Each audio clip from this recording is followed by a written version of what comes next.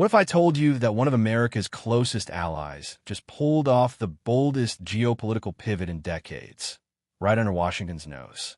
While the U.S. was busy flexing its tariff muscles, Canada was quietly rewriting the rules of global power.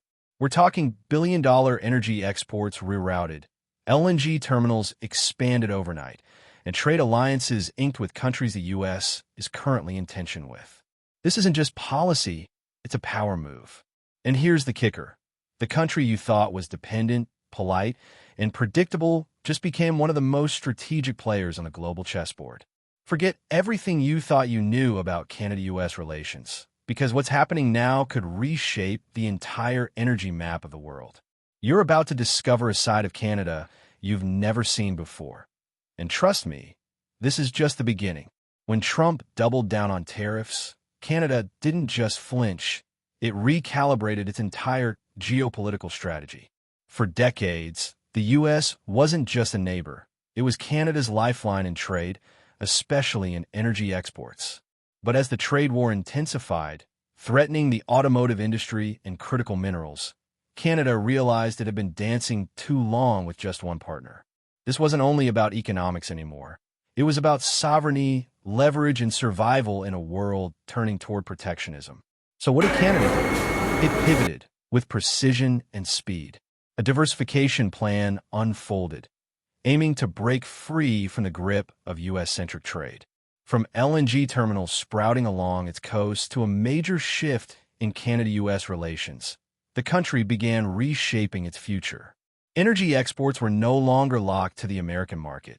They were headed for the world stage. And this was just the beginning. If you're into discoveries that flip the script like this, hit that like button and subscribe. There's a lot more coming your way. Canada didn't stop at cutting ties. It started building new bridges. Europe, China, and Japan quickly stepped into the spotlight as Ottawa's fresh trade allies. These weren't shallow handshakes. They were full-scale agreements that went beyond oil and gas, diving deep into critical minerals vital for EV batteries. Imagine the geopolitical power in that, controlling elements that fuel the future of the global automotive industry. This wasn't just a smart business move. It was a masterstroke of geopolitical strategy. By broadening energy exports and securing deals for everything from LNG to lithium, Canada told the world it could stand tall without leaning on Washington. As protectionism grew in the U.S., Canada leaned into globalization, and guess what? It worked. And just as the ink dried on these new deals, another wave of retaliation was brewing just over the border. When Trump slammed a 25% tariff on steel, aluminum, and even automobiles, Canada didn't fold. It fired back. With a $60 billion retaliation package, it became crystal clear this was no longer a friendly trade dispute. This was an economic brawl that shook the foundation of North America's free trade illusion. And it wasn't just numbers. Those tariffs hit where it hurt most: industry, identity, and energy exports. Canada's countermeasures were more than symbolic. They were strategic. It wasn't just about matching tariffs. It was about sending a signal that Canada would no longer tolerate imbalanced Canada-U.S. relations. And while the U.S. dug deeper into protectionism, Canada accelerated its diversification. Steel and auto sectors became battlegrounds. But they were just the beginning of a much broader energy-independent strategy that would soon shift the map entirely. Here's a stat that might blow your mind. Up until recently, 95% of Canada's energy exports were U.S.-bound. Think about that. A whole nation's energy economy tied almost exclusively to one customer. But as tensions flared, Canada snapped out of that dependency and launched a full-blown campaign for energy independence. The plan? Expand LNG terminals, build new pipelines, and court markets from Europe to Asia. And let's not forget, this wasn't just about oil and gas. It was about control, leverage, and future-proofing. The trade war may have lit the fire, but Canada fanned the flames with speed and strategy. Energy exports became the spearhead of a larger geopolitical shift, carving out a place for Canada as a power player in global diplomacy. And where energy moves, the automotive industry tends to follow.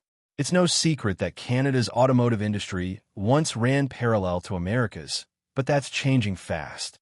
With the rise of electric vehicles, the real gold isn't gas, it's critical minerals. So Canada started teaming up with the EU, forming new alliances for battery production and EV innovation. Suddenly, Detroit wasn't the only game in town.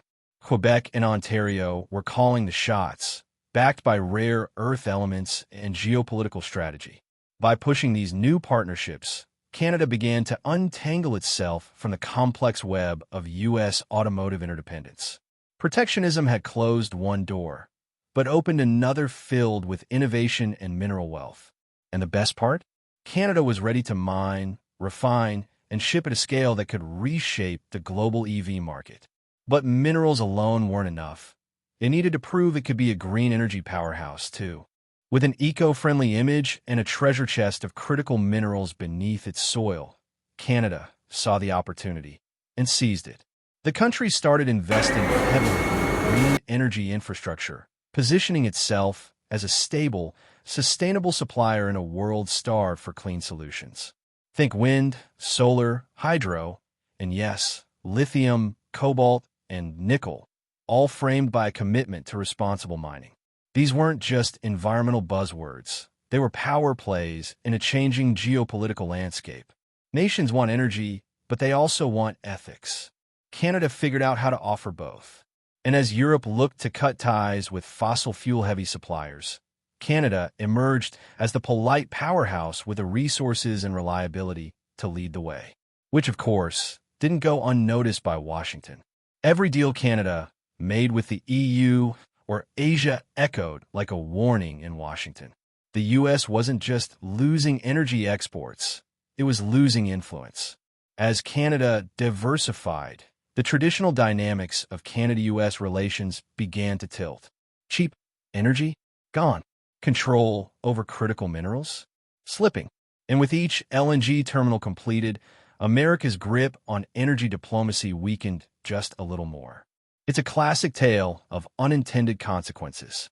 In trying to flex muscle through protectionism and tariffs, the U.S. pushed its closest ally into the arms of its global rivals. And make no mistake, this wasn't a breakup. It was a redefinition, a geopolitical pivot with ripple effects that may still take years to fully unfold. But Canada's path wasn't without friction. It had internal storms to weather, too. No transformation is without its bumps, and Canada hit a few big ones. Expanding LNG terminals and laying down pipelines meant clashing with local resistance. Alberta's oil-rich communities had their own priorities, and indigenous groups demanded their rights be respected. On top of that, the country faced a logistical Everest, shipping infrastructure, regulatory red tape, and the sheer cost of overhauling decades of trade patterns. Still, the momentum didn't stop. Canada kept building, negotiating, and recalibrating. Each project carried not just an economic weight, but a symbolic one. This was a country rewriting its role on the world stage. But there was a bigger movement brewing, because this wasn't just about Canada. The world was waking up to a new way of doing trade, and bilateralism was no longer the only path forward. Canada's story is just one piece of a global puzzle, a broader move away from dependency on any single country. Multilateralism became the new mantra. No longer was it about playing ping pong between two giants. It was about stepping into a world where nations juggle many trade allies, where diversification is defense. And Canada? It might have been one of the first to really show how it's done. What started as retaliation in a trade war turned into a masterclass in adaptation. Energy exports, critical minerals, the automotive industry, all reimagined through multilateral frameworks. And it's a trend that isn't going away. Because in today's world, geopolitical strategy doesn't reward loyalty. It rewards flexibility, vision, and courage. And if you're still here, then you're probably one of the few who sees just how deep this rabbit hole really goes. So now you know. While most people still think of Canada as the quiet neighbor up north, you've just uncovered a geopolitical transformation that's shifting global trade, energy exports, and power itself. But here's the truth. This is just one piece of a much bigger puzzle. How many other global shifts are happening right now, under the radar, changing everything while the world's too distracted to notice? Let me ask you this. How many people in your circle know what you now know? That Canada is outmaneuvering protectionism with diversification, that it's becoming a key player in critical minerals and energy diplomacy? Very few. And that's exactly what puts you ahead. Because knowledge like this, it doesn't just make you smarter, it separates you from the crowd. And if being part of that small, informed, forward-thinking group matters to you, then don't stop here. Subscribe to the channel, turn on notifications, and keep discovering the kinds of facts that open your mind and sharpen your edge. Because intelligence isn't just knowing more, it's knowing what actually matters.